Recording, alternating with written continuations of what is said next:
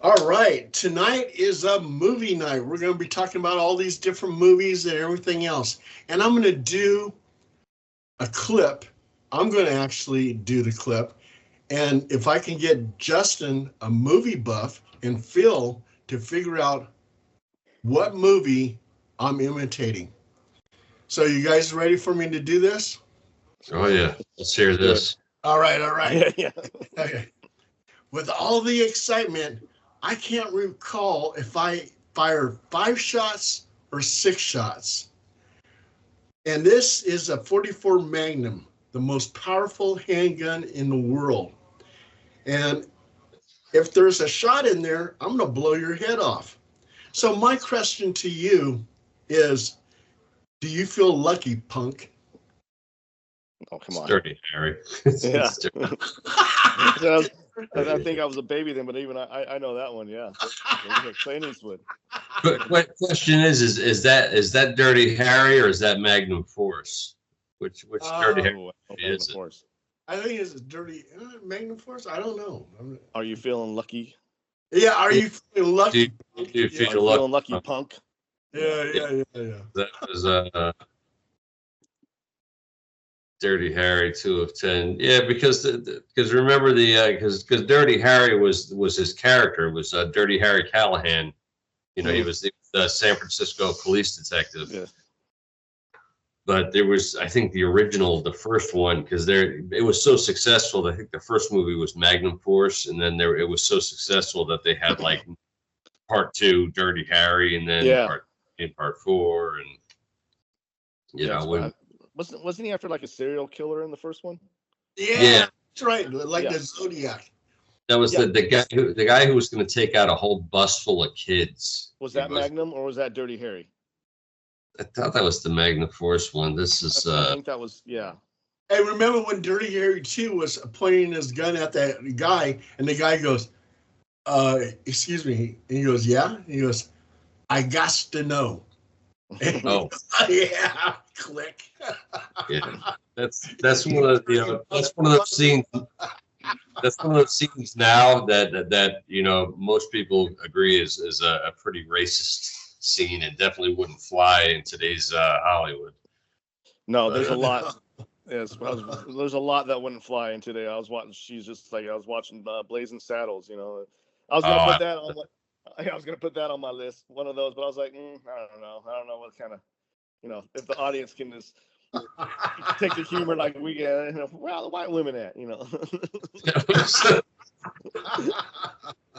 But I was like, I'll leave that one off. But no, yeah, you can't make Airplane. You couldn't make Airplane today. You couldn't make. Oh my God.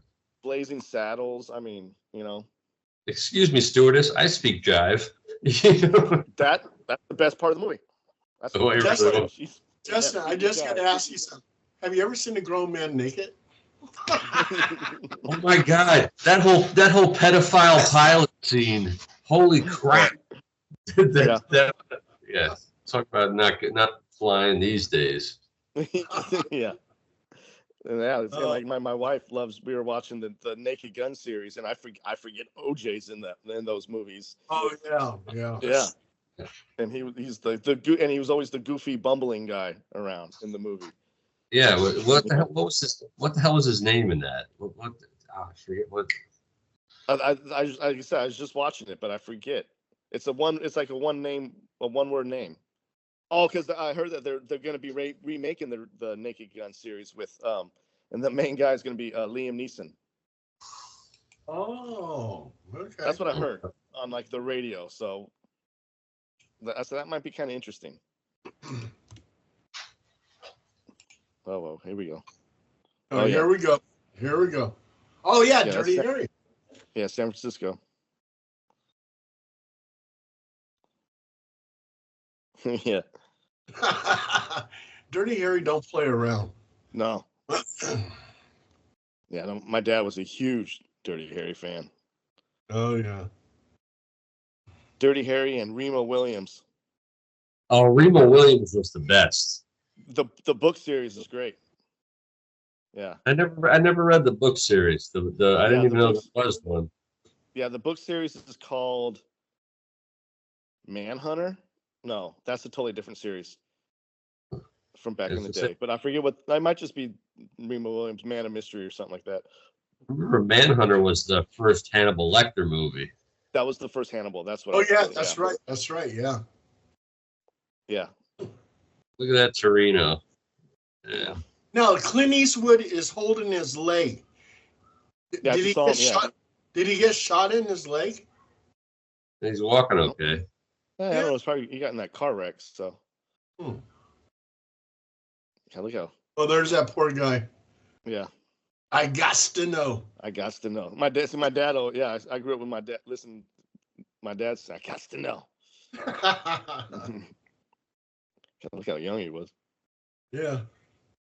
I saw Clint Eastwood in Sacramento filming Pink Cadillac. Oh yeah, I remember when that happened. That dude is tall. Yeah, he's like 6'4".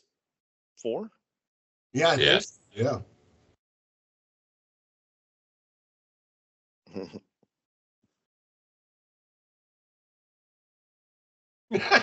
And he's got that grin.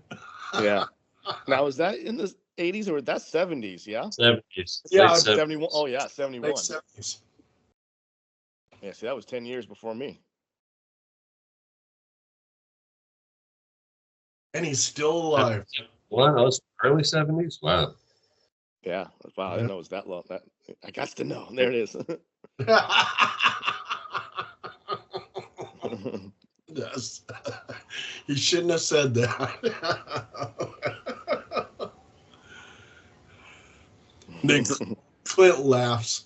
Yeah. Yeah, I think that was the scene that did it right there. That made him the star. That made that, yeah. Oh But my God.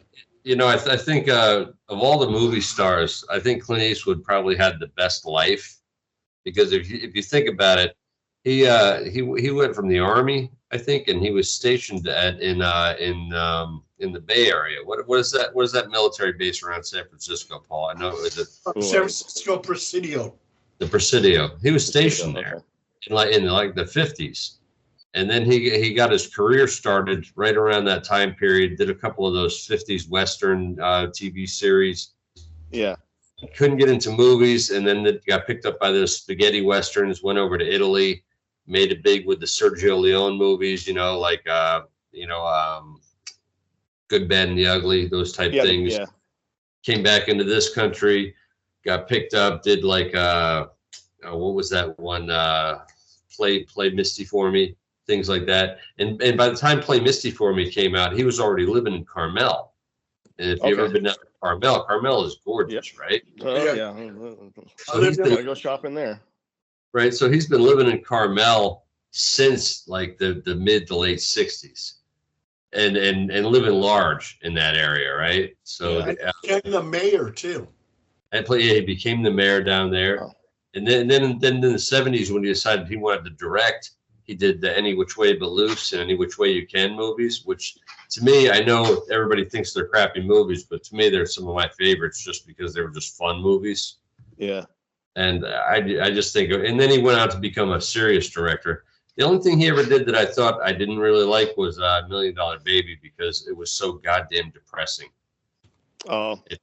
Yeah. At the very, especially the ending, yeah.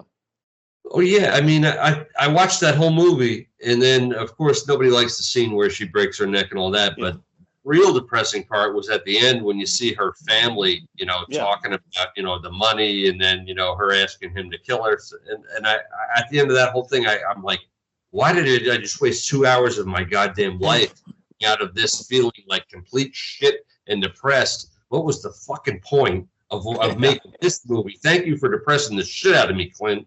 Now I need to go watch Any Which Way But Loose just to cheer up again.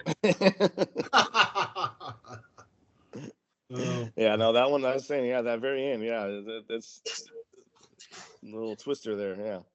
Dark as shit. Yeah, I haven't watched that since it came out. That's been a long time since I've seen that one. I can't watch that one again. Yeah, I'll say there's certain ones where I'm not like. Have you broken down and watched Wicked yet?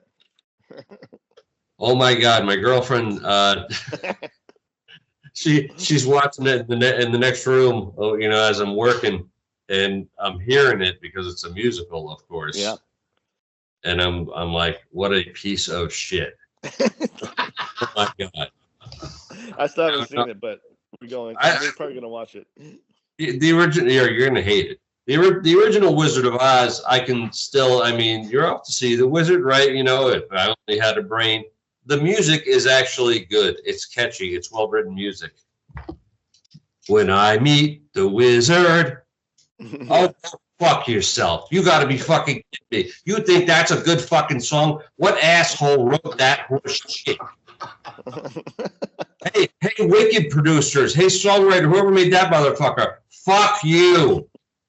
You got to be fucking kidding me, you pieces of dog shit. You had the audacity to prove that. I don't give a shit that you made the Wicked Witch black. Thank God. She's a great singer. I saw her in that hotel, whatever fucking one with where that hotel was in between California and Nevada. You know the movie I'm talking about. It was great. She's a great singer, got a great voice. She's a great talent. I think she's a good actress. But the music they wrote for that movie, holy shit! You couldn't have hired better songwriters than that. Yeah. Yeah, no, let's twist the idea around and make it so that the Wicked Witch is in bed. Okay, been there, done that. You did the whole thing with the Cruella de Vil remake. I understand. No original ideas, blah, blah, blah. But you could have done a lot better job with the music, especially with the musical talents you cast for the goddamn movie. What the fuck with you, Hollywood? Man. Shit, that was bad. I think we're gonna watch it this weekend. I got the little. God. I had to get up and go out there. I couldn't believe what the fuck I was hearing. I'm like, is it that bad? Oh my God. That's I'll get some I'll get some bunch of gummies before that one, so it'll knock me out. You're gonna need a lot of them. You're gonna need you smoke too. You're gonna oh, no problem with there. That's yes. If I'm home, if I'm home. Actually, even at work, but yeah. Justin, you had a list of some of your favorite movies. What's on your list? Let's see. Well, you want me to go like my number one? Yeah, whatever you want to do. Top to bottom, bottom to top. Let's hear some of your favorites. The one that I've always loved, it's always been my favorite movie as a kid. You remember, I'm born in '81, so I'm an '80s guy. It's good old Jack Burton and the Pork Chop Express and Big Trouble in Little China. The very beginning when he's on the CB and he's, when he asks, they ask, "Have you paid your dues, Jack?" And he says, "You do what old Jack Burton says. You look him right in the eyes and say, 'Have you paid your dues?' He say, 'Yes, sir.' And the check is in the mail." That one's my number one right there. Okay, here we go. There it is, right there. Yeah, that's the one I sent you. The very last part too. Hey. Yeah. See, I can't. Is there supposed to be volume on it? Oh. Because I can't hear it, but. Yeah, I can't hear it either. But that's the scene right there. Yep. I remember as a kid, I would get a deli sandwich and eat it because he's eating one in this scene, in the very opening scene. And he takes a bite at it, right here. Oh, there. He takes a bite of that sandwich. I would take a bite out of the sandwich at the same time. Sorry. For some reason, I can't get the sound any higher on these clips, but yeah. No okay.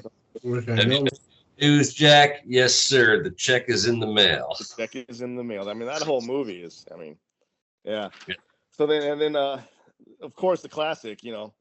I came here to chew bubble gum and kick ass. And I'm all out of bubble gum. I'm all out of bubble gum. I say that all the time to the kids. And they were using that sound clip for was it Duke Nukem or was it? So. Yeah. Yeah. It's Nukem High, right? Yeah, the Duke Nukem High. Yeah. Yeah. Rowdy Roddy Piper. Rowdy Piper. Yeah. Yep. That They Live. Now that's a classic. Awesome. John Carpenter. You go back and watch it today. I think it could still stand still with all the shit that's out today. That one's one of my favorites. I watch it at least once a year, and it's also that one's. I think has the distinction of having the longest fight scene of any movie.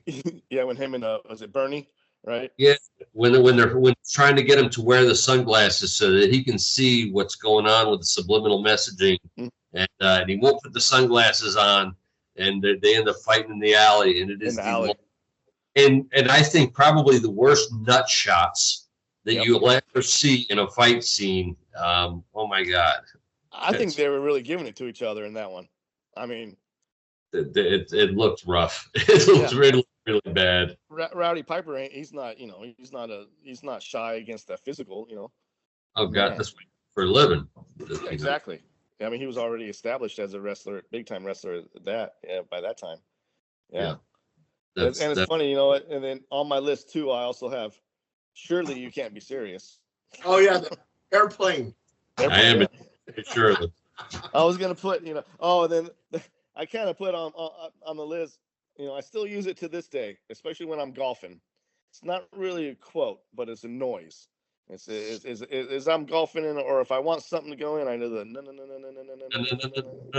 Yep, Chevy Chase. Caddyshack. Yeah, I mean, I still do that nowadays, even at work. If I like throw something down the hall or throw by no. Yep. Let's see. What else do I have on here? Oh yeah, No Wire Hangers. Oh my God, that we watched that one as a little kid. It's Little Kids on HBO, and it was Mom was Dearest. Yeah. Whenever we got pissed off at her mom, would call her that, and that would make her even more mad. My mom sat us down, sat my sister and I said, watch this movie. And I'm thinking I'm going to do that here at this house with the niece and nephew. They're 8 and 6. So I think it's about time they, learn about the wire hangers, That was rough. That whole scene. I think every kid should at least see that movie and see what it could be like. Oh yeah. Oh, I point out to them all the time. I say, hey, look how lucky you guys are. I was telling my niece the other day, 8 years old, about sweatshops. Because she's like, oh, look at my shirt. It's made in China. I go, yeah, probably by a girl younger than you. Right. Yeah. So then let's see, what else do I have on here? I have that rug really tied the room together. Oh, The Big Lebowski, man. That's one of my favorite movies of all time. The Dude. After I watched that movie, I went. I had my whole. I had to drink a White Russian every day after. Hell yeah. A Caucasian. You got to drink the Caucasian. Yeah, the Caucasian. Yeah, exactly. I bought that sweater, right? That sweater. I bought it 10, 15 years ago after, pretty much when the movie, maybe even longer, when that movie came out. I looked up, and Pendleton still makes that sweater by hand in the United States, right? Wow.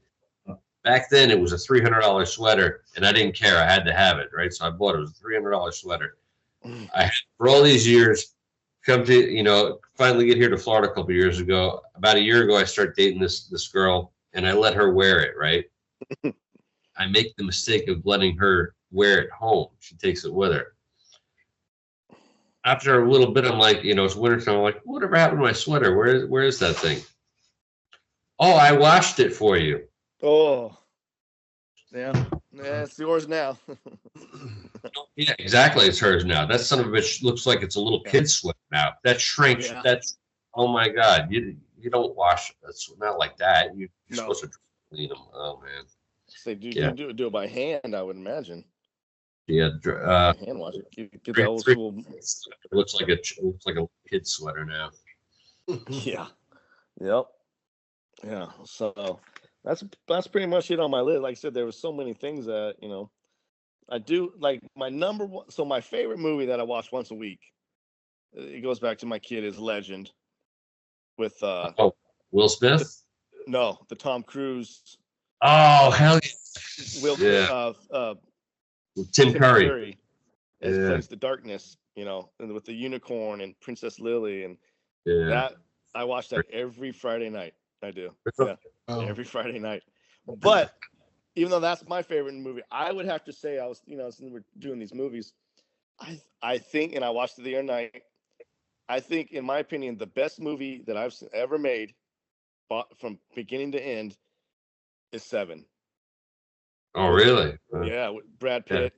Pitt and Freeman and Kevin Spacey. Yeah, because I mean, for one, because the ending. I mean, Oh yeah. what's in the box? I mean, it doesn't end nice. Yeah, your wife's head. Yeah. Right. Exactly.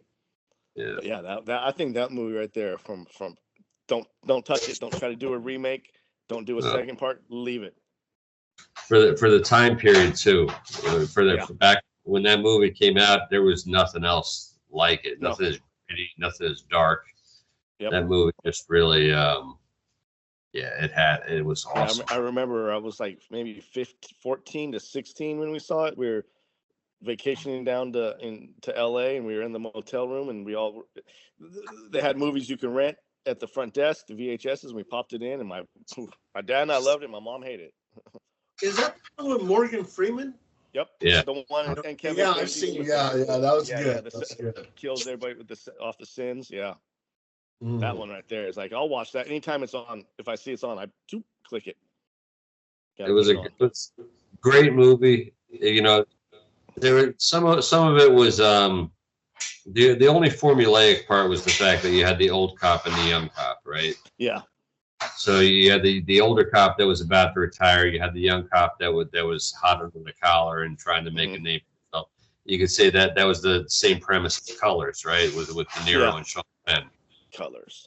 Outside of that, almost everything else was pretty fresh. You know, I was, especially for the time period, using the seven deadly sins as you know the way this serial killer was performing his crimes.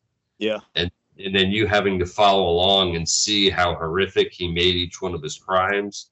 And then especially, I'll never forget when they find the one guy alive with that thing strapped to him, right? Yeah, and the knife. Yeah. Yeah, and then he's you know, the guy who acted that scene out, who had to tell, you know, how he was man, shaking. Good job. I mean, would you to try to have to act that out? I mean, you could say, oh, Brad Pitt did a great job acting. Morgan Freeman was the guy who acted that scene out. No, that was probably the best actor of the whole movie because he had to go a place nobody else in the whole movie had to go to. No, it was brutal. Movie, good choice. Yeah, no, that one. Yeah, because like I said, whenever that's on, I don't care what part it's on. I'll click it, watch it on, put it on. That one right there. Good old 7. Watch that first, and then second movie to put on is Silence of the Lambs, and eat something with fafa beans, and then you go. Some sparkling beans, and a nice Chianti. Yeah. Yeah. Silence of the Lambs. That's another good one. I like Red Dragon. That one was pretty good. Kind of the prequel to that one. The movie followed the book pretty good, and then they also had the Hannibal, where the showed how, you know. Oh, the TV show. Yeah, it has the kid and had the Japanese girlfriend. And they learned the samurai sword. Yeah, that one was good. What did I watch the other day that I really liked? I don't know. I'm drawing a blank on that one. I now want to know what's on Phil's list. Okay. Yeah. Okay. I did not make a list, but I can, and I apologize for that. I did pick one clip that I can show, and I can pull a million movies out of my ass because, you know, I'm an encyclopedia of movies. I've spent most of my life wasting it away watching movies and TV. So, I guess I'll start for a clip.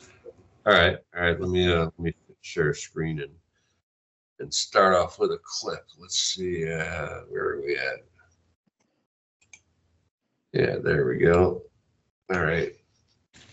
I don't have dual monitors set up here, so that's why. I got my list too.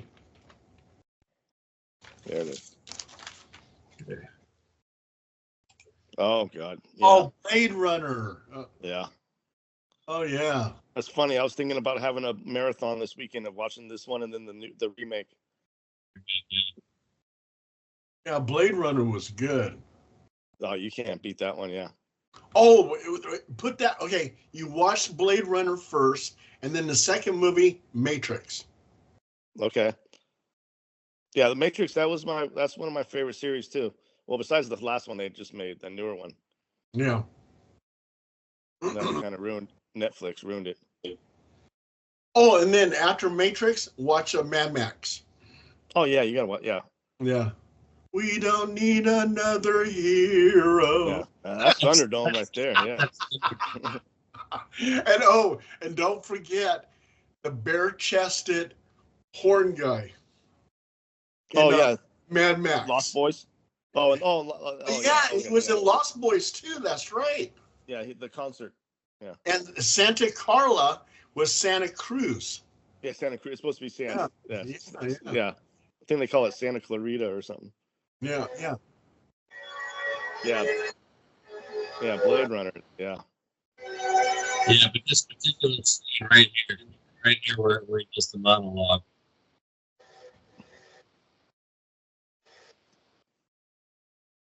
Yeah, Blade Runner is a top of the ass sci-fi movie. Oh yeah. Why did he save his life when he was trying to kill him all the time? This is the whole scene. This is the whole point.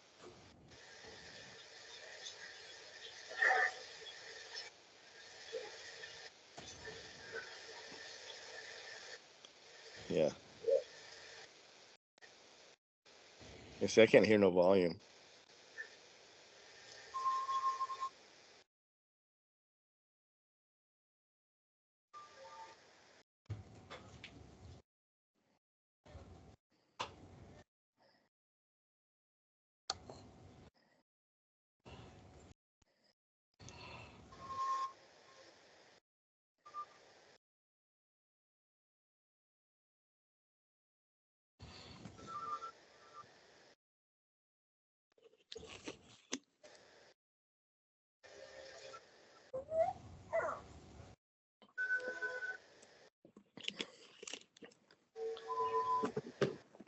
Well, whatever he's saying, it must be pretty. Yeah. Yeah.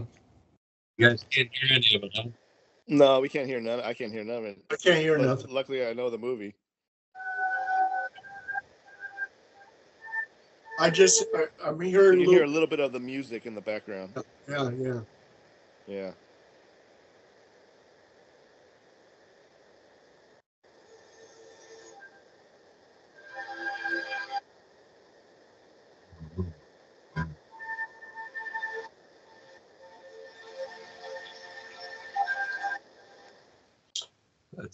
I don't know why the hell you guys can't hear that. Yeah, you could hear a little bit of the background music, but that was it. But Yeah, Blade Runner and Tron, those are two of my, those fall in the good categories. The Blade Runner one got me as a little kid. I think I was maybe 11 years old when I watched that, 10 or 11, and the whole premise of it is that like in the beginning scene of the movie, it starts off where they're interrogating the first replicant, right? Yeah, the replicant, yeah. And then the guy's sitting there in the interrogation room, and he goes, "Tell me about your mother," right?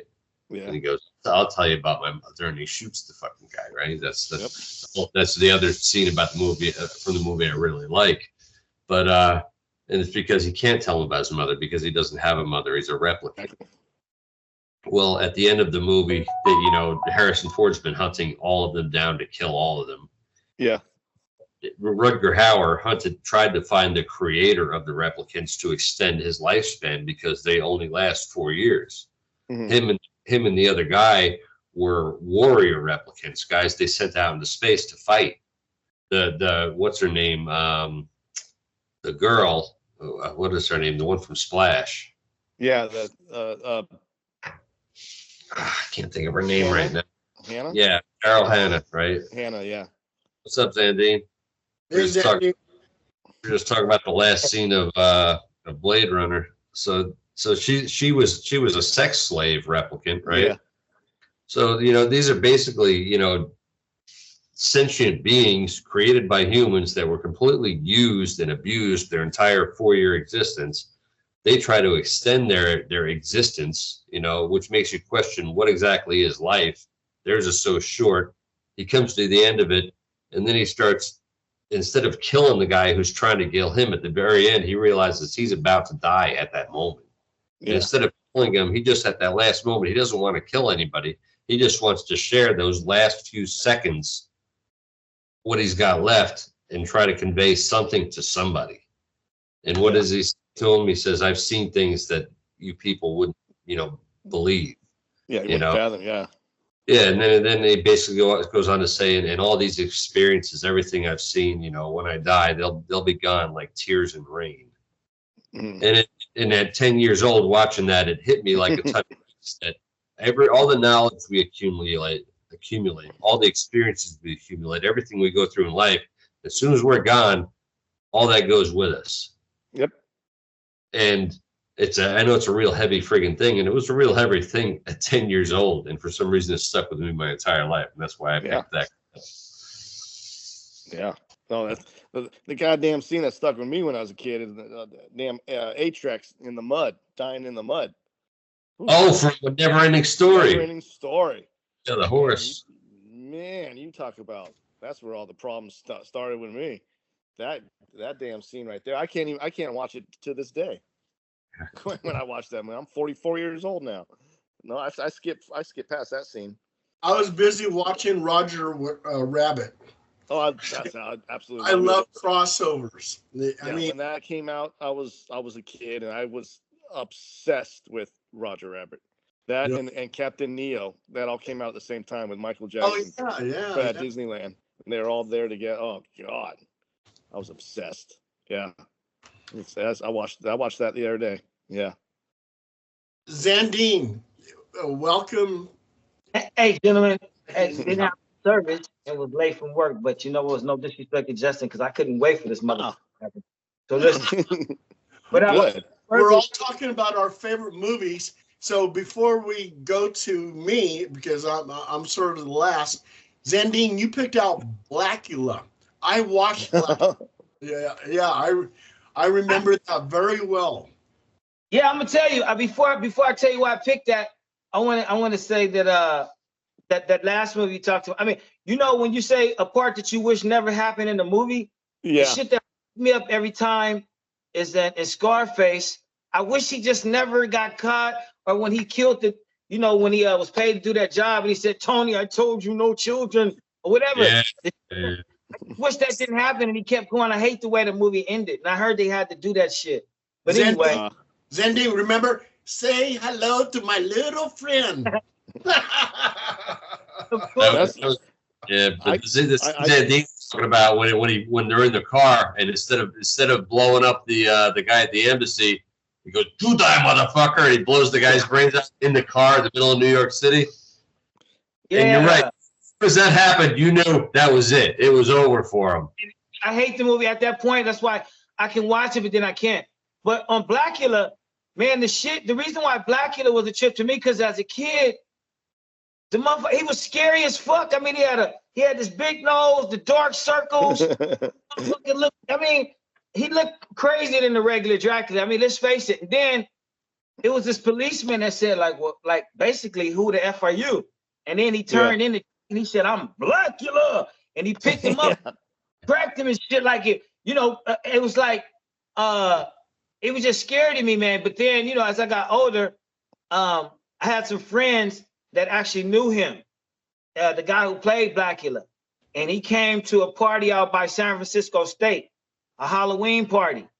And all the kids and shit was in the backyard. Yeah, Dracula's gonna come. And he came full guard. And when he got there, the kids all left the party. He was scared as fuck. They left and shit. And he didn't mean to do that. So he had to come back the next day, dressed regular. And then he was explaining to him and shit. And my boy said, yeah, man, he was a deep character. I was like, what do you mean? He said, he told us, he said, look at a spot and focus. He said, when you're acting, like he said, the guy was like a Shakespearean dude. But yeah, so that's my Blackula. I love Blackula, man. Hey, I just got to ask you one thing there, Zandy. Why did Blackula have such bushy eyebrows? What was that about? Well, he only had them. It seems when he in the transformation he had, they were accented, But that's the shit that looks scary to me, man. Yeah, and the fangs were real long on him too. Hey, no shit. I know. Yeah. They were more in the front than on the sides too. When I remember, yeah. I didn't even trip on that, man. I didn't even trip on that. And you know what? I really didn't until I got grown. Forgot about this scene, how he actually turned into Blackula. It's weird. That's Dracula right there. That's Dracula there. Yeah. There he is. He's turning black. Same with the bushy eyebrows. That's crazy. Yeah. Hey, Mama Walden. Mama Waldy. That was. Hey, Justin always called my friends. You know, we call somebody Mama Waldy and called him like a freak or something. Yeah. Well, you know, right after Blackula, there was another movie that came out, and it was Blackenstein, which is similar to Frankenstein. That dude that just was on the screen is G2 Kumbuka. He was in a penitentiary, and he played in Roots, and he played in Harlem Nights. Harlem, okay, yeah. But William Shakespeare was this gentleman was a classically trained actor. William. Yeah. It's William. I forget his last name. Hey, during this time, I was watching Shaft and I was watching Superfly. Oh yeah, my mother would take me to go see that shit. We like the soundtrack a lot. Oh yeah, I saw Curtis Mayfield at Winterland in San Francisco, and he sang all those songs. Fred's Dead and all that. Yeah. I mean, yeah. The Curtis Mayfield is so badass, but his life was so terrible, and how he died and everything else. It's sad. Yeah. That was a trip. You know what? While we were talking, they showed Denise Nichols from Room 222. All my father, my uncles, they're all like goo over her too. That's another. Oh, yeah, I know. Yeah, she was. Zendine, you got anybody else on your list, or should we go to my list? No, go to your list, bro. I appreciate it. Thank you. Okay. Well, he had Dolomite on there, which I thought, which was one of my favorites too. We can around. We can talk Dolomite. Oh yeah. Tell us about Dolomite. Yeah, go ahead. Well, I mean, you know, I always it don't matter, but I thought he was kind of his slapstick. It seemed like he was kind of feminine a little bit, but he was doing the kung fu. He knew all his stuff, and his slapstick was different from everybody's, but it was ahead of his time. So, you know, now I got like mad respect because he had to put on hella production. You know, get all that shit together, coordinate. This shit is like, if you're doing that on your own with no money, I mean, you got to sell a lot of dreams. You see the Eddie Murphy movie they made about him? Yeah, I heard there was a controversy about that. Like, they said that hurt him or something. I don't know. You haven't watched it? No, I didn't watch the Eddie Murphy one. No. You got to watch it. I thought it did. I thought it made good tribute to Rudy Ray Moore. Okay. I thought it was done with a lot of love. I didn't think it hurt him at all. I know exactly what you're saying because I've seen other documentaries done way after the fact. I was watching Rudy Ray Moore as a teenager. You know, some of my friends turned me on to Dolomite. You know, back early teens, and we started watching like P.D. Wheatstraw. The Human Tornado, Dolomite 1. Tornado. Yeah, and then then I got a hold of the actual tapes because we couldn't get the records anymore. They were rare, but the actual tapes of him doing his raps, which weren't. I mean, you could call them raps, but they were really comedic type rhymes, right? You know, he was talking about like the sinking of the Titanic and things like that, and which were really funny shit. But and with a whole lot of vulgarity. I mean, like he was the king of curse words, and it was really funny. I loved all of it. And I had no idea. I never heard any of the gay stuff until probably the last 2 or 3 years, I want to say, because Eazy-E from what NWA. NWA ended up like producing or re-releasing some of Rudy Ray's last stuff way before he died. So none of that stuff was even talked about way back in the 90s. It wasn't until maybe like 2 or 3 years ago that some of these guys who bought the rights to Rudy's stuff started talking about that Rudy might have been gay. Which to me, I'm like, that's kind of shitty. Way after the guy's day, the guy's dead, that you're gonna start talking some shit like that. And even if he was, who cares? I mean, like, that's nothing to be ashamed about. During that time period, it could have hurt him. Now I don't think it can hurt him because it's not even. I think they were making that too bad that he wasn't in these times and shit. Eazy-E, by the way, like right before he died, I met him up in San Francisco at the Glass Crutch. It's a place, and some people know it as the Mabuhay Gardens. If you know the punk scene up there and shit, they call them Mabu, or the rock scene. But he came in with some Bloods and some Crips, some Samoans. And at that time, I was doing all the speed rapping, like really super fast rap. You can't even understand the shit. But like, 27 words a minute, whatever. You're doing all this shit, you speeding, and nobody knew about it. And so Eazy-E, I said to him, hey, any local artists like Fiend for this? Nigga, the bigger the magic around, I could make a side, he could try to come to speak, whatever. The shit would go fast. And he's like, and he was listening, and the Crips, they came right up on me, and they came right up to me like this, like, and he said, no, hold on. And like one of them, he tried to explain to him that I was rapping to him, but it was loud in there. And he said, do it again. He's like, do something else. So I did some other like twists, like these things called quadruplets. What happened if I shot them like Tupac Shakur?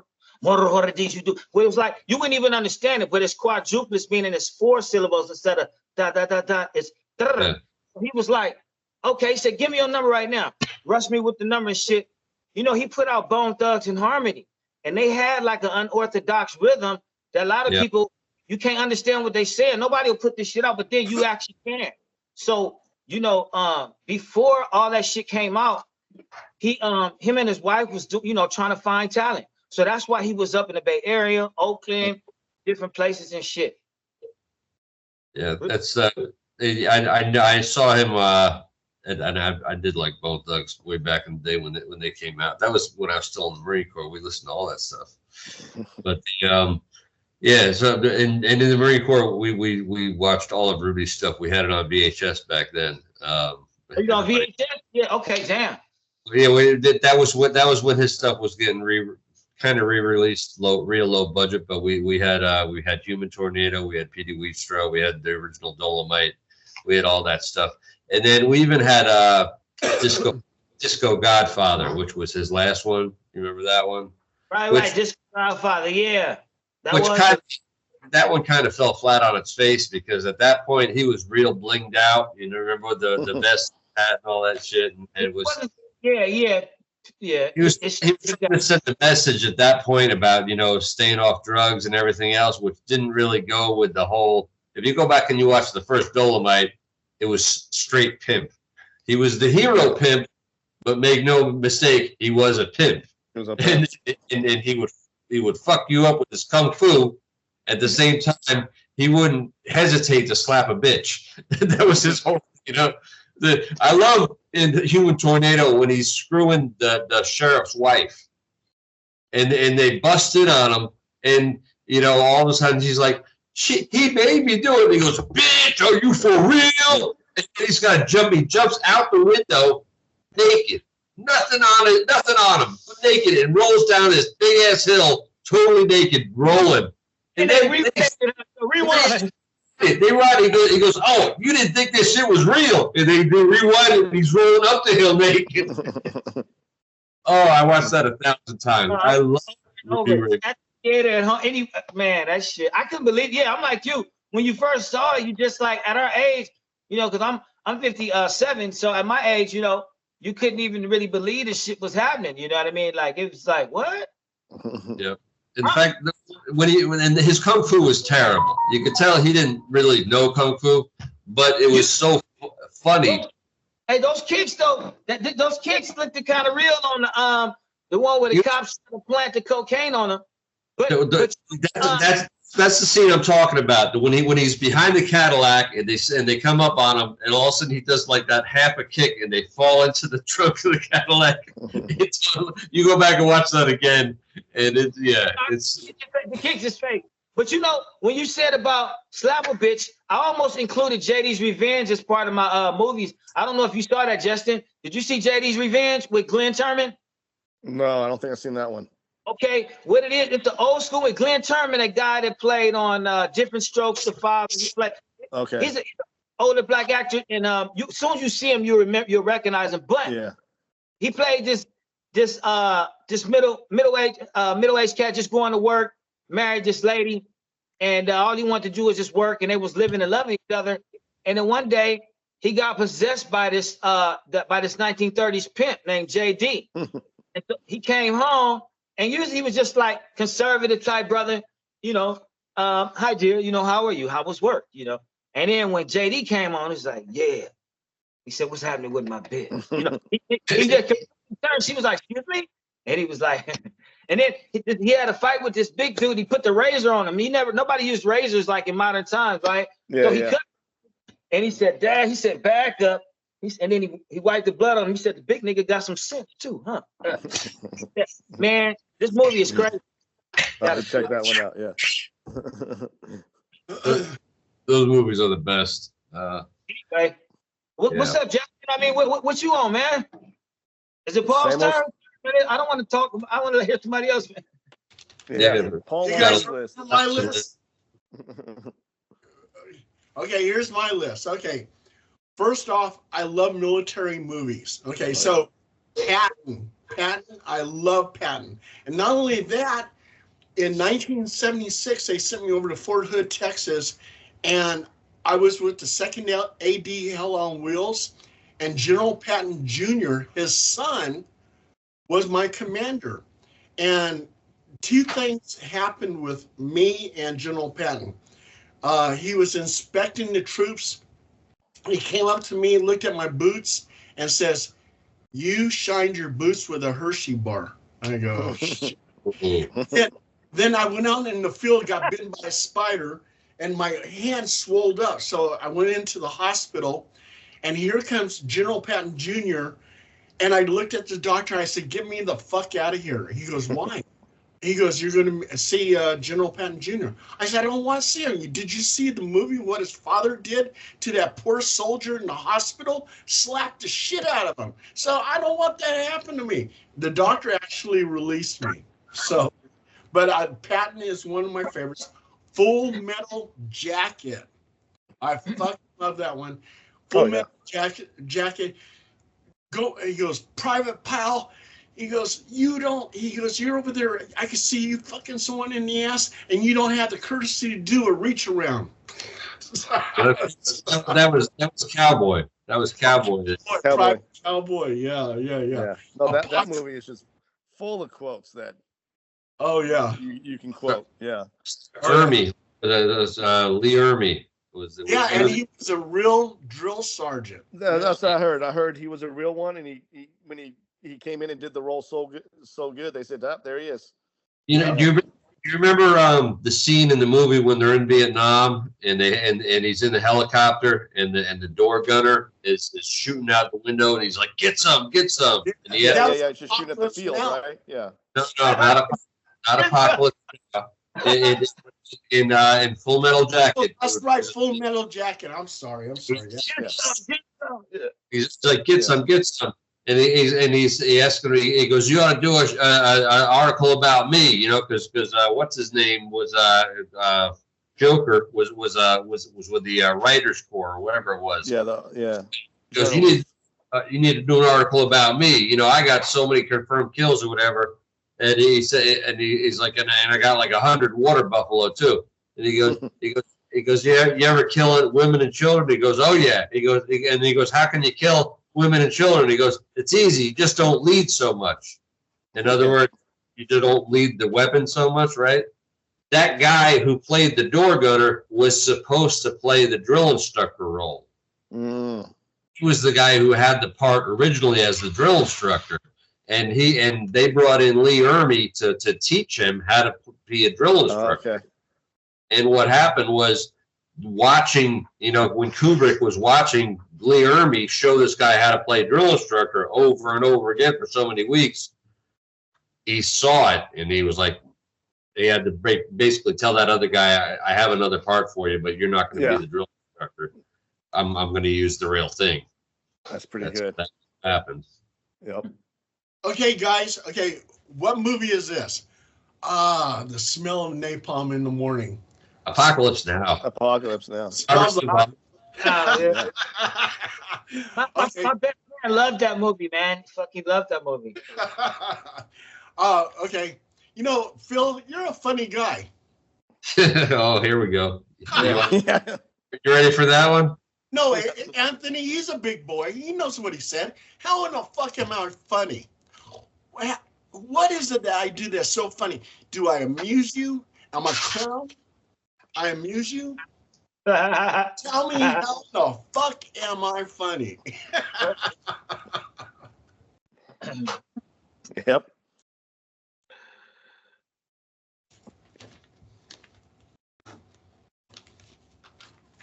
Pow, bang, bing. Ping, pow. And Ping. Yeah. Ping. Didn't you hear me first time? I told you go fuck your mother. Yeah.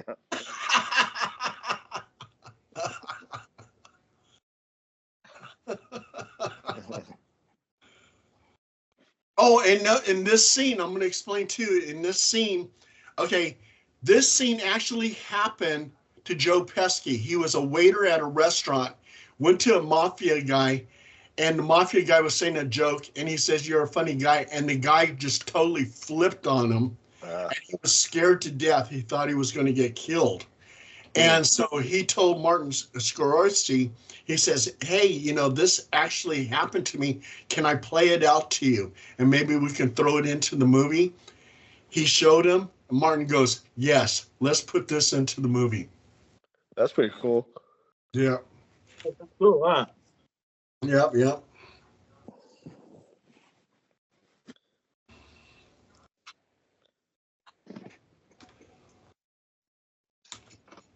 Yeah.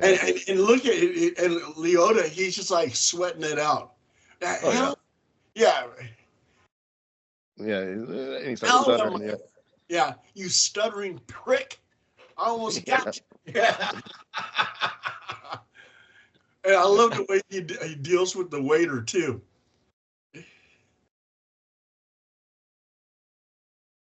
What, you're going to embarrass me in front of my friends? Yeah. Yeah. 7,000. You want me to christen his baby? Yeah, that's going to cost you 7,000. 7,000 big ones.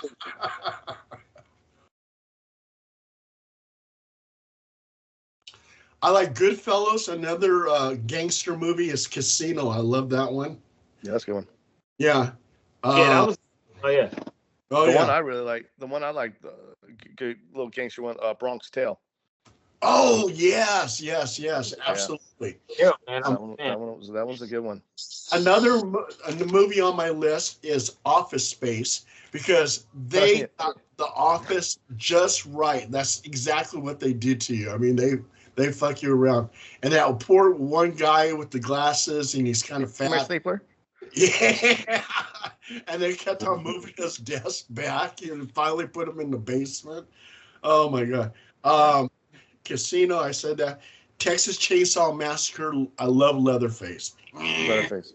Oh yeah. I Spit on Your Grave. Wow. That one. And this one, Denzel Washington in Training Day. The scene that just is so scary is when he takes that police officer rookie into, I guess, East LA where all the Hispanic people were living, takes him up there and they're playing it and say he wants to see his gun. And oh my God, he was in that situation and they're dragging him to the bathtub. They're ready to kill him. And because he saved that one leader's daughter, the niece, yeah.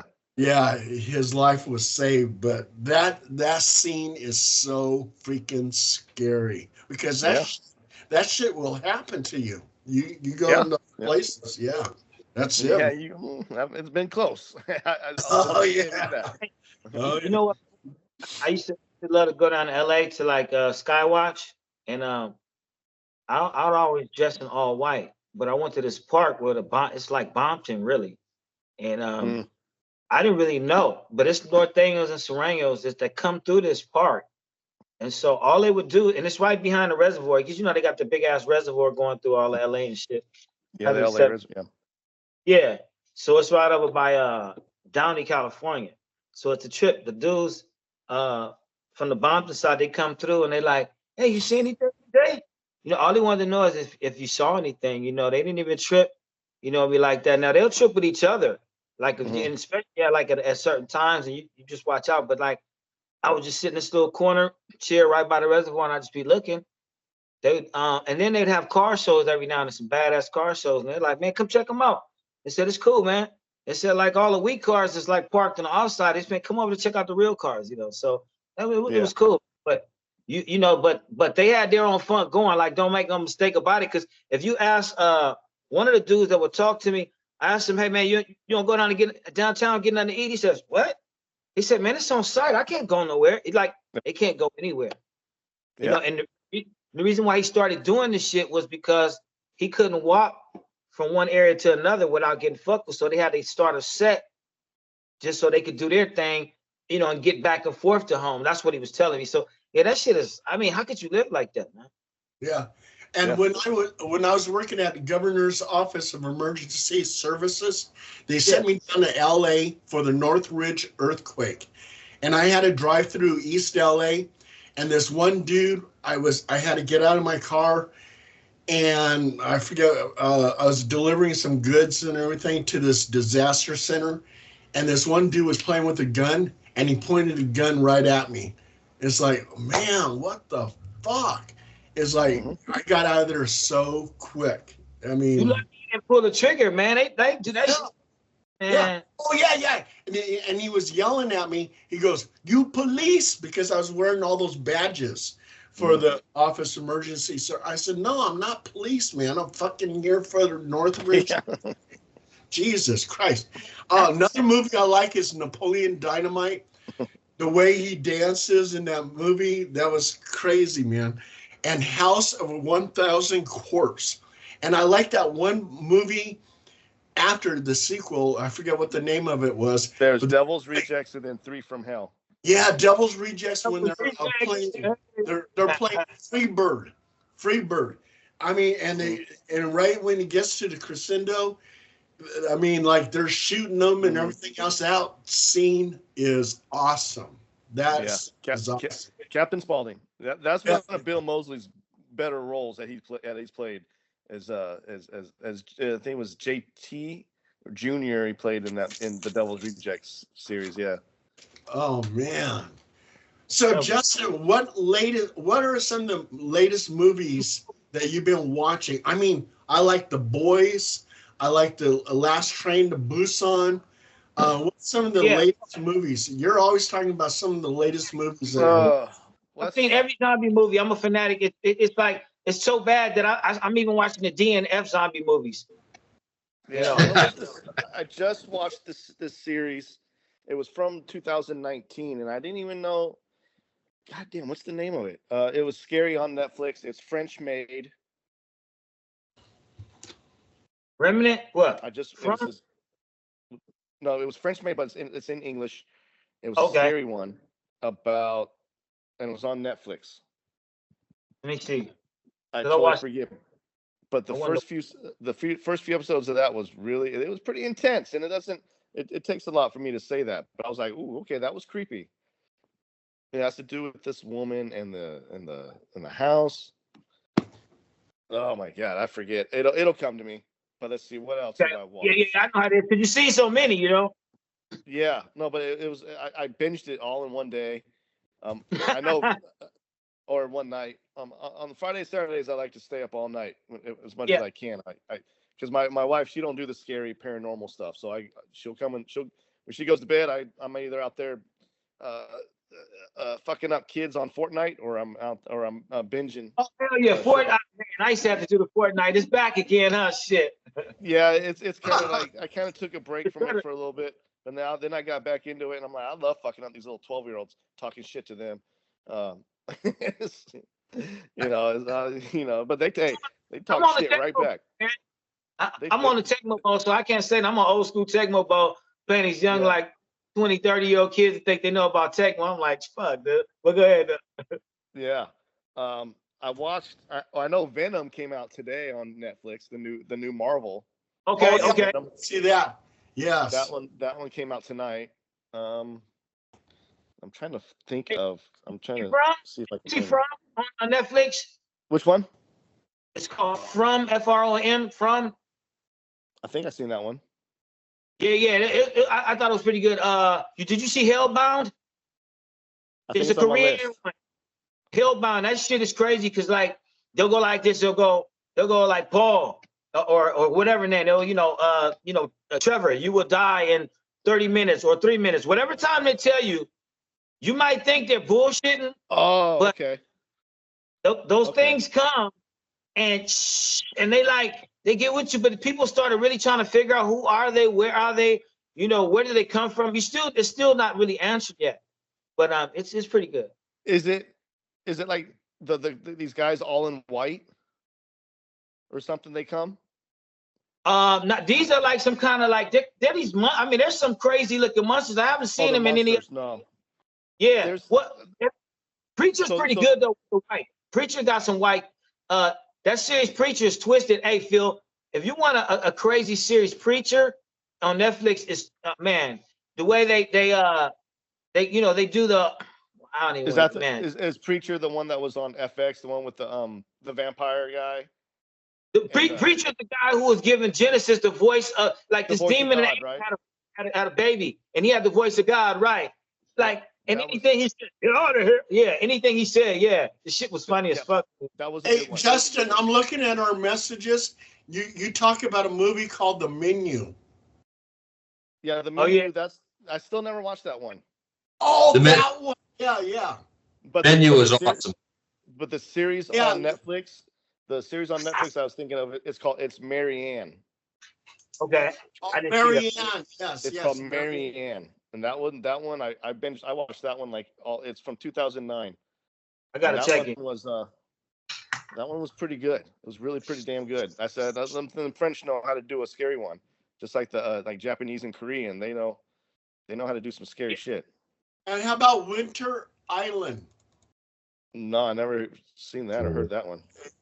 You got that one on there. Huh. No, nobody here saw The Menu yet? Nobody here saw The Menu? No. I kept seeing it outside. I saw The Menu. Yeah, I just remember those ones where I'm like, oh, I'm gonna watch it, but then I forget. It was good. Yeah, I'll watch. I'll do it on Friday night. Good. I saw something called Companion last night.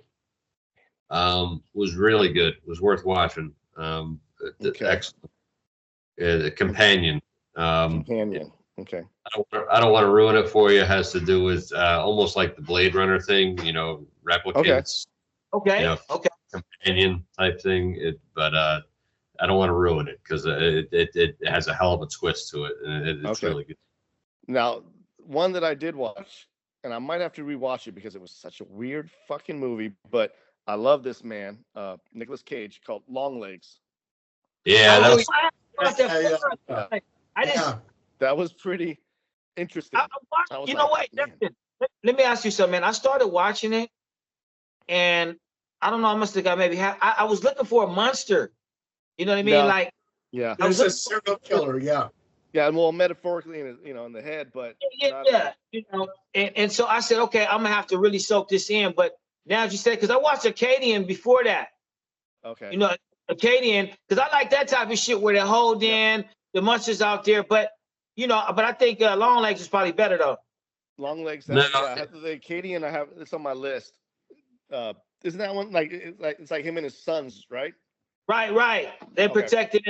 They got some shit going on. I won't spoil it, but he's trying to train them. But it is. I mean, I liked it, man. I wish I didn't say something. Are you guys watching The Boys? The Voice?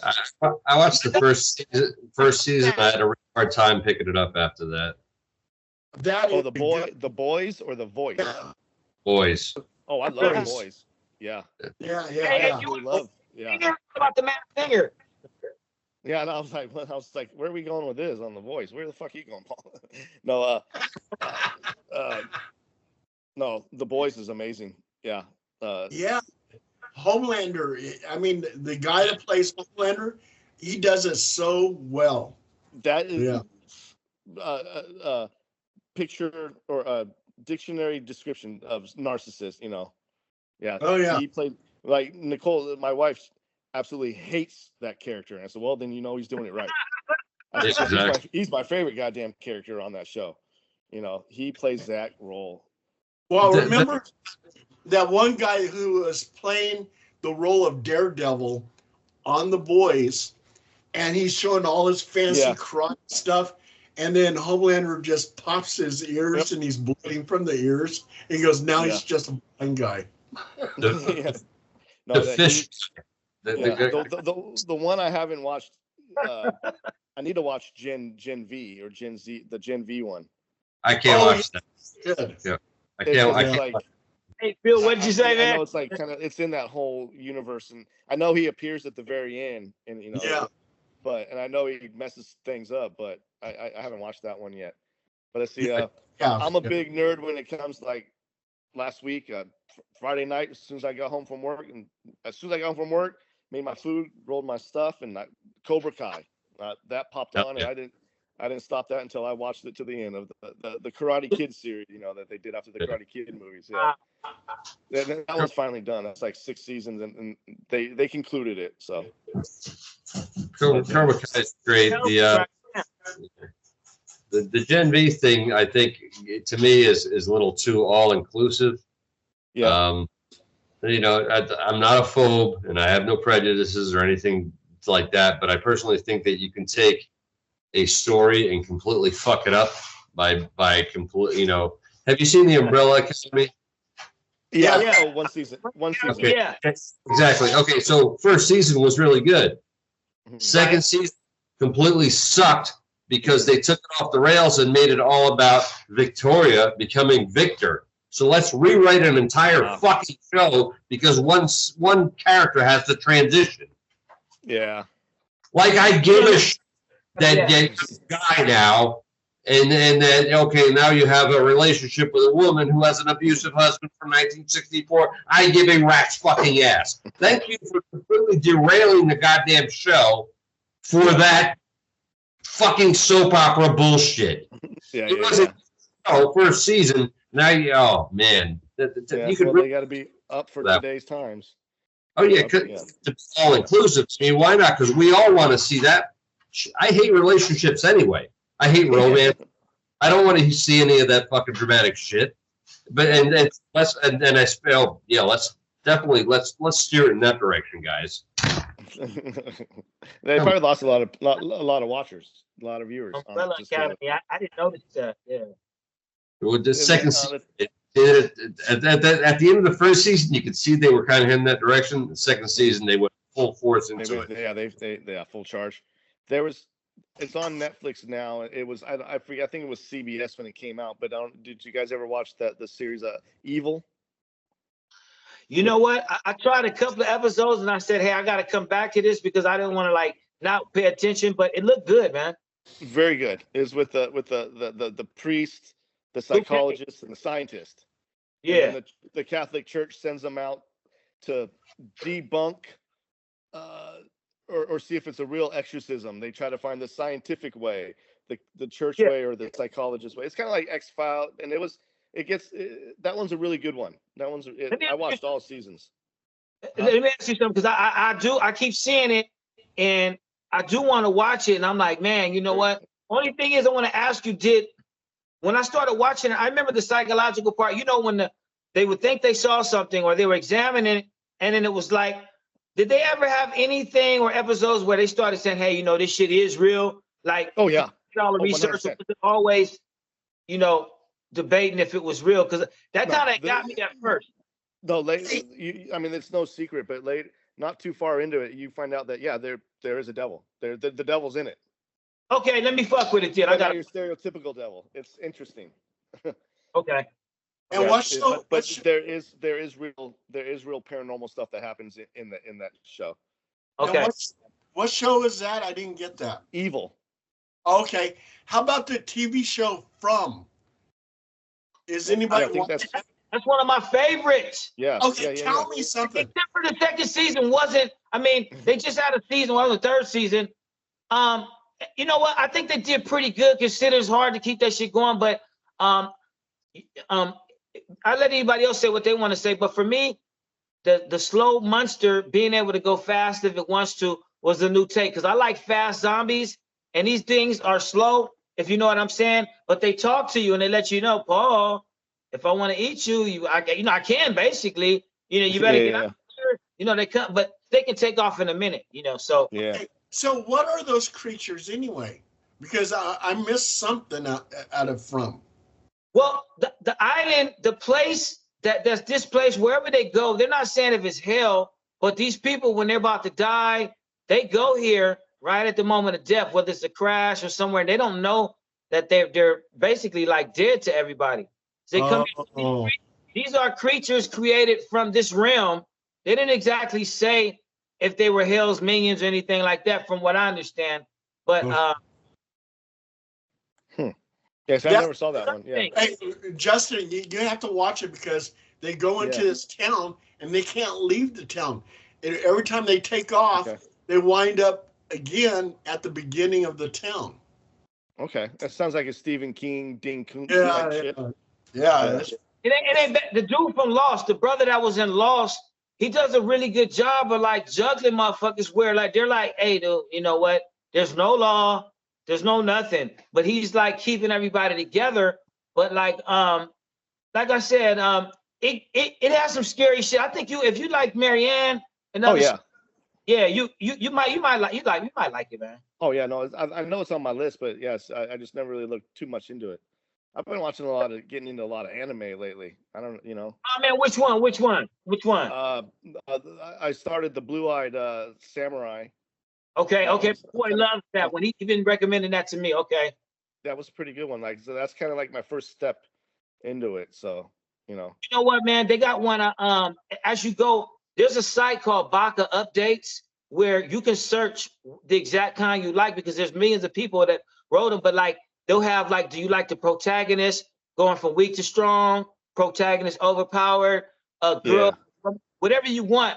But I've been watching ones where guys go to another world and they got like cheat codes or something. They get there and they overpower when they was getting dogged in this other world. But then one you might really like is called Shura no Toki. Shura no Toki is it's about this family of warriors for 1,000 years. They've never been defeated, and like they're really humble.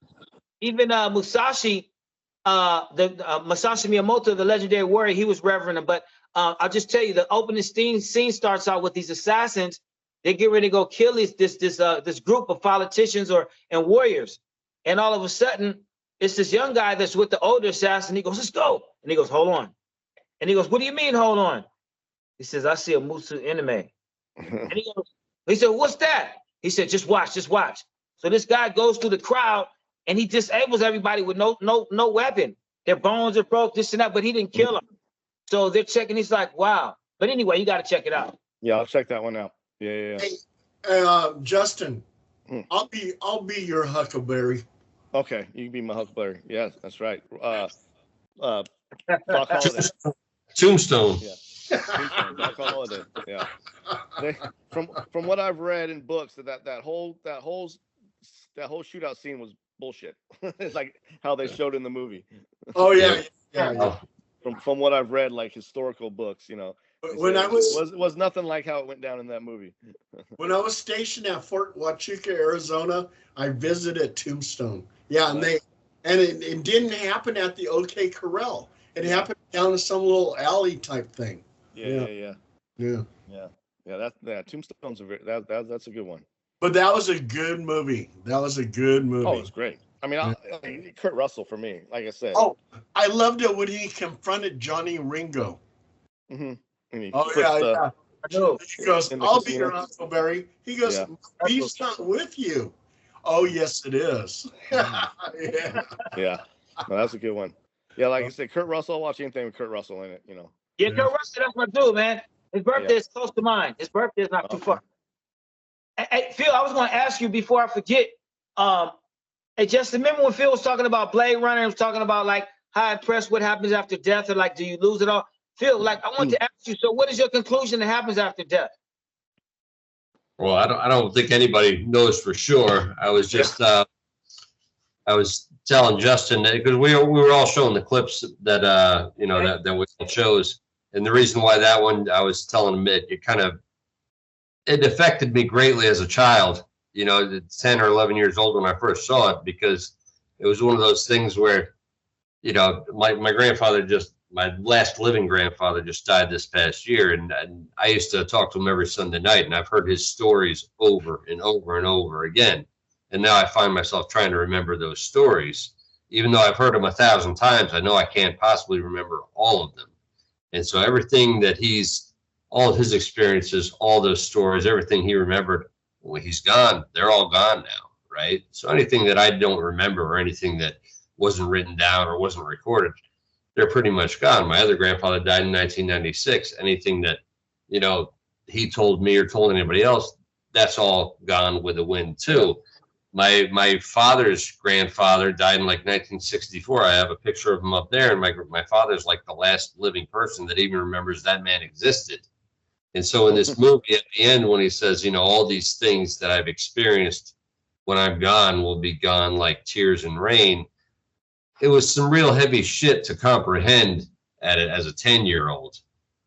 And it still is. It's one of those things that's still at 52 years old, that's, you know, I never stopped thinking about. You know, it's heavy shit, and it's dark, but it's one of those things that, you know, that movie, I think everybody gets hung up on the action or well, what does the future look like? But the basic story of that movie is the human condition, you know. I think everybody gets caught up in the outside of movies. Not to steer it away from that one, which is super heavy, but Boogie Nights, everybody thinks on the outside Boogie Nights is a porn movie. Boogie Nights is not a porn movie. Boogie Nights is a movie about a family. Mm-hmm. It's a screwed up, dysfunctional family, but it is a family. Burt Reynolds is the father figure, and all those porn stars are his dysfunctional, screwed up kids. And at the end, the family all comes back together again, and they play the Beach Boys song, and all the hell that they went through, you know, they come back together. So that's, you know, there's always a bigger picture. And I think, you know, with movies, I think great movies can accomplish that and achieve that. And that's why I love art. That's why I love movies so much. When you're able to pull that off, I think that's what makes a great movie stand the test of time, and why you can watch it more than once. Where some movies you don't want to watch more than one time. You're just done with it, you know? Yeah.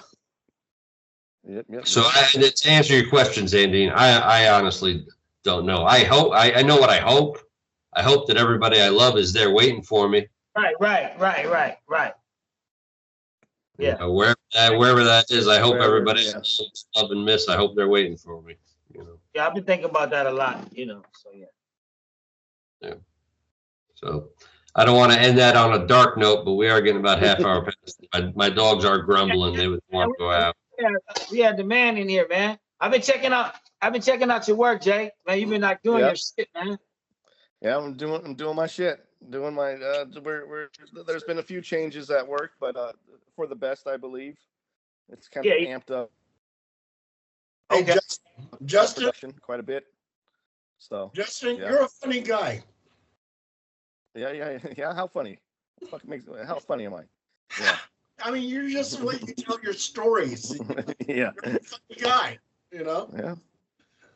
Oh, Paul. You think that shit is funny, man? You think that shit? My mother like Joe Pesci. If you say anything that offend her, you get smacked. Like if you only got one chance for everything, dude. Like my mother would like overbearing. Oh, yeah. She didn't play that. Like the Great Santini. That was a great movie. Another great movie. Yeah. Zandine, you're a funny guy too. Oh Jesus! You know, I'll be walking to my damn car and I'll hear, "Hey, Justin, you're a funny guy."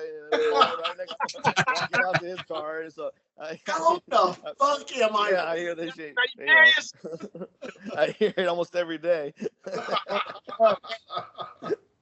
Damn, Paul. Yeah, our neighbors love us. Oh yeah. Insane. I am Dracula.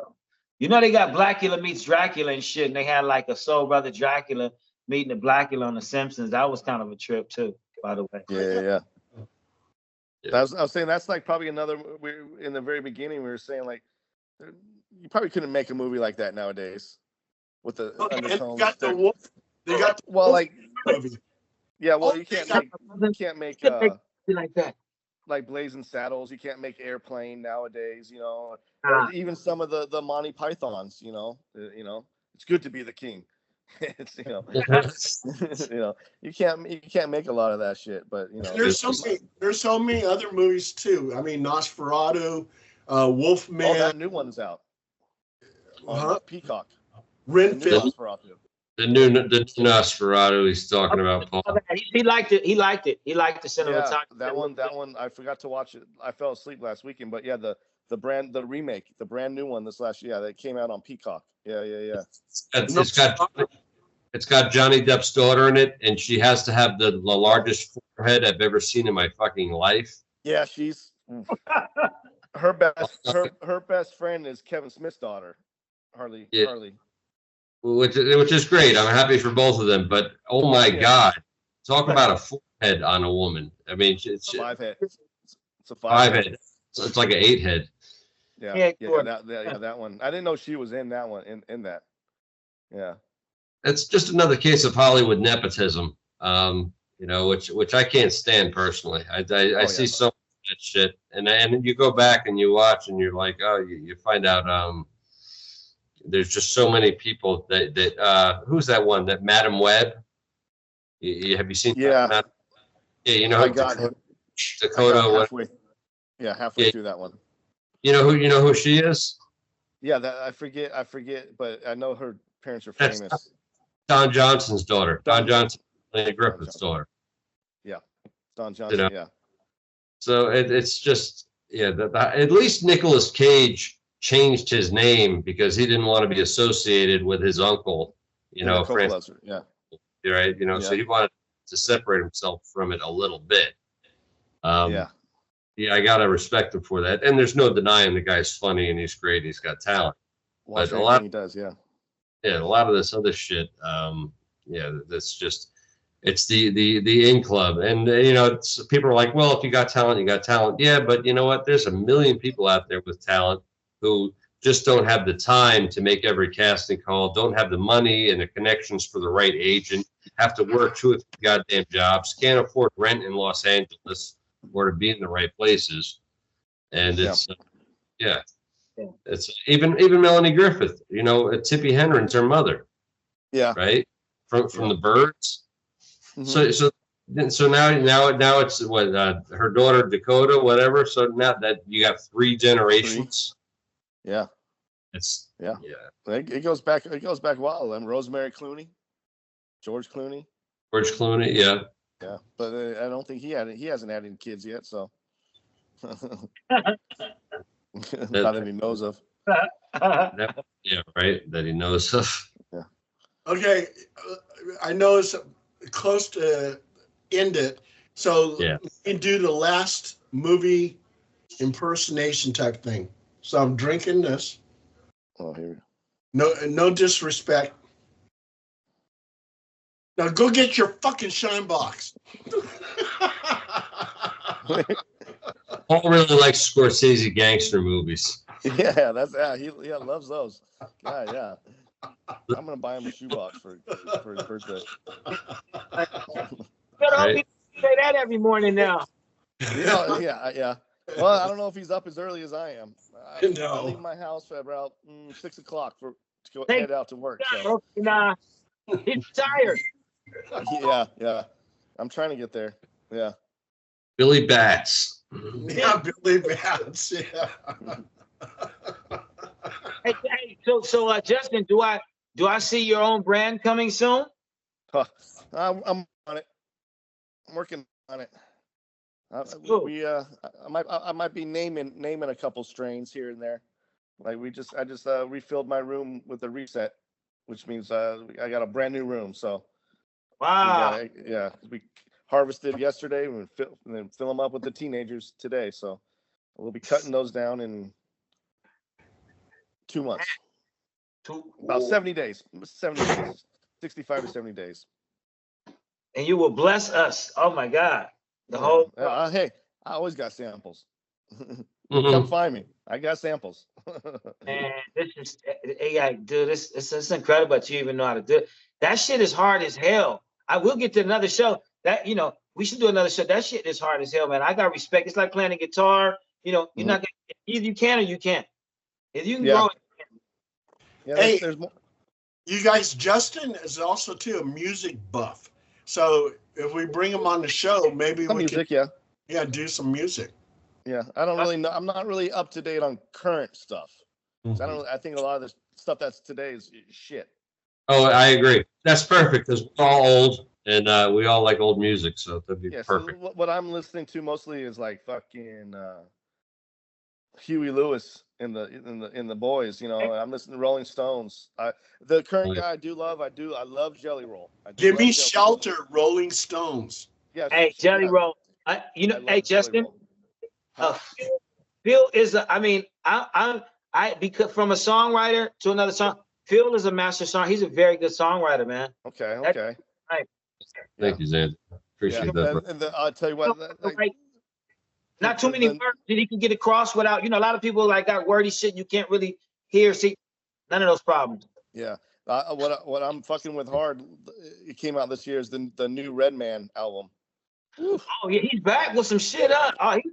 He never stopped. 32 songs on it, on his new album. Yeah, and it's like Redman back from 2005. It's Muddy Waters 2. Hey, I'm gonna tell you the illest rhyme he ever said. You might not agree with me, but I'm gonna tell you the most craziest fucking rhyme he said. He said a lot of shit, you know that. But one of the craziest rhymes he said was, he was mad at him when Marvin Gaye's father shot him in the back end. Everybody said, "Oh shit!" Yeah, no, this new album, he takes some shots on today's current music, and that's what I like. And he's, he says, "Oh, he says the shit out here that's out today is not music." So but he brings it. He brings it pretty good. I'm glad somebody's saying it besides me. Yeah, no, I don't listen like. I was watching the award shows the other night. The music, whatever award show was a few weeks ago, and I didn't recognize 90% of them. I knew who that new artist Doechii was. I knew. You know Doechii Cat, huh? Yeah, the people I know is fine. I know like Leonard Skinner, Freebird. I know the Temptations. People moving up, people moving in up because of the color of their skin. Run, but you sure can't hide. An eye for an eye, tooth for a tooth. Vote for me and I'll set you free. Rap on, brother. Rap on. Confusion. There we go. Yeah. Oh, Paul. Oh. Yeah. I've never felt more out of touch. I think the last time I was even close to having my finger on the pulse of things was early 2000s. To be honest with you, it's been that long since I thought, I maybe around 2013. I think that some stuff was okay, but even that, it's been at least 10 years since I thought anything was really good. Mm-hmm. I agree. It's like I'll listen to everything. Like I got opera, I got mariachi in my playlist. Okay. I got country, rap, but a lot of it. I got death metal. I bet you don't have Herb Albert and the Tijuana Brass. Taste of honey? Damn right I do. Yeah. You remember that shit? That shit was good. Chuck Mangione. Fuck yeah, feels so good. Oh man, I could never get that record, man. If you hear that looking like on a sunny day and just watch that shit is just. Yeah, I've been trying to play some jazz guitar lately, and my fingers are killing me. That's a compliment. It's brutal. It's brutal, especially for an old man trying to get past the third position now. you know, when I've been real lazy about, you know, staying higher up on the neck my whole life. I think I start thinking about that. Oh my God, how you do it, man? I did, like I said, I'm in pain. You're grabbing all kind of cords, never coming back to the root, huh? Well, bar chords are easy, you know, because it's the same shape up and down the neck. When you start getting into these, you know, 7ths and 13ths and 9ths and these inverted shit that these jazz players are doing, when it's not my thing, and then you want to start mixing. You ever hear of Tommy Emmanuel or whatever? It's like, because I've been able to Travis pick for years, but I wanted to like step up before I die. You know, I'm like, I could take it to another level, take a few more lessons. And then I went back and I'm like, oh man, I wish I'd done this shit when I was younger. My hands just can't take this shit now. It hurts. That's cool. At least you're going back to the basics. That's cool. You'll get it, man. After just stick through that pain part, huh? It's like crawling again. After you ran for years, it's like, all right, now you got to crawl again. It sucks. But anyways, all right, brothers. Been a great night. Thank you for bringing us to the show. Hey, let's get Justin on again, man, for some music and about the grow techniques, man. Like just his expertise, please. Absolutely. You got it. Yeah. So we'll bring Justin in, and the next time we'll be talking about music. Sounds good. Sounds good. All right. All right. Thank you, Justin. All right, no problem, man. Good night, brothers. All right, guys.